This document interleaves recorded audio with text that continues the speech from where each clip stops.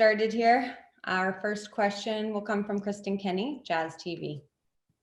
Hey, Coach. Well, you had such a great first quarter, a 17-point lead. And what happened? And what did Minnesota do? What problems did they pose for you guys?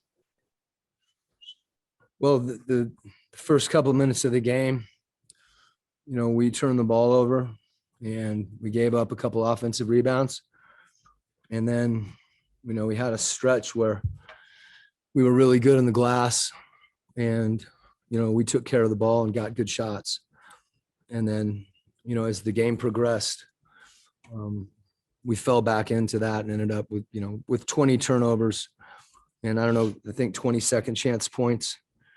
If we're going to give them 40% of their points on the offensive glass and, our turnovers, we're going to make it hard on ourselves, and it impacts our offense too, because, it's difficult for us to run, and get spaced, and they're a long athletic team. So if you're in the half court, they're hard to play against. They eat up a lot of space and make it difficult. All right, next question, Eric Walden, Salt Lake Tribune. When we saw you call that timeout just a minute or two into the game to kind of address those early issues that you mentioned, and then, as you say, you sink back into them as the game progresses, is it just an effort thing, or what do those issues come down to on a night like this? Well, I think it's focus as much as anything, however you want to categorize that. But, this is not something that we're unaware of. And it just has to, it has to be important every possession. It can't just be important during certain parts of the game.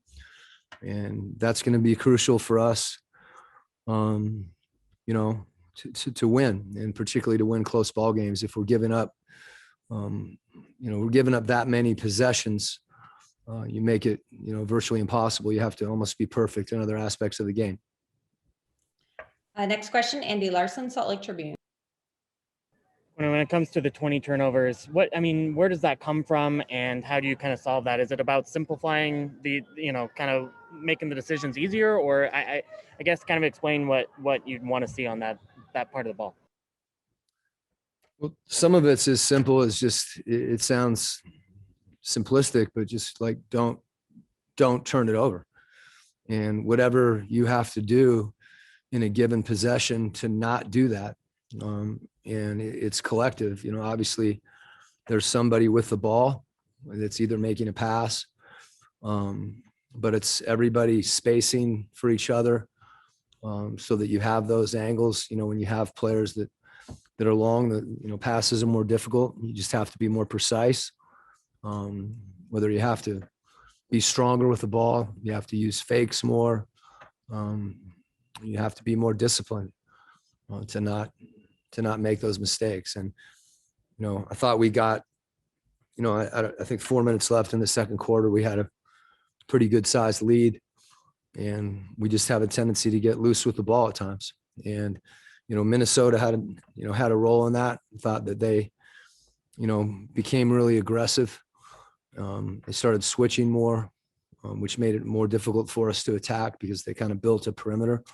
But that's just when we have to be more determined to take care of it. And a lot of times for us, it's, if we pass up a shot, we pass up an opportunity to make a three, and we drive into traffic. And at that point, the percentages go way, way down, particularly for a team that shoots it as well as we do.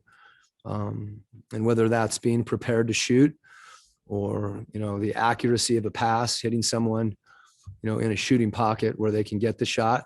If the pass is errant, oftentimes you won't be able to get a shot, particularly if you've got, 6'8" closing out on you with the high hand. So it's a little bit of everything.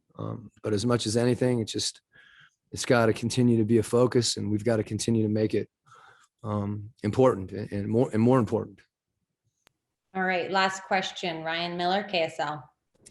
Hey, Quinn, I'm just curious, do you notice a difference when there's only two officials in the game?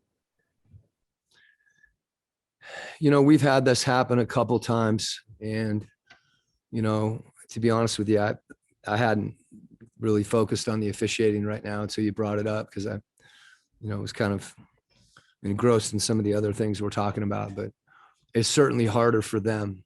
I don't know, I know some about the mechanics, but they have mechanics for a reason and they're trained that way for a reason. So I'm sure it's harder on them.